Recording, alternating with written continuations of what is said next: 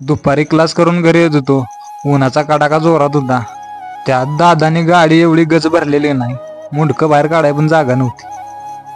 गाडी फाट्यावर थांबवली. चालत घराकडे येत होतो. आपलं नशीब एवढं खतरनाक, तेवढ्यात गाडी आली मागणं.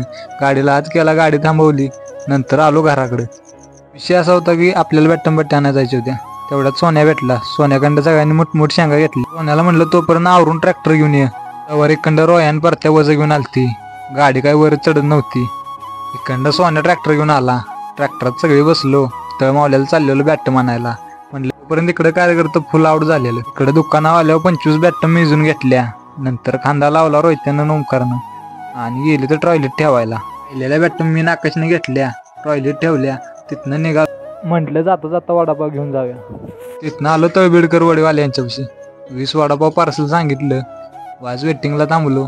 पार्सल घेतलं ना आलो घराकडे परत. तोपर्यंत तिकडे नवरात्र उत्सवासाठी कैच्या बनवायचं काम चाललेलं.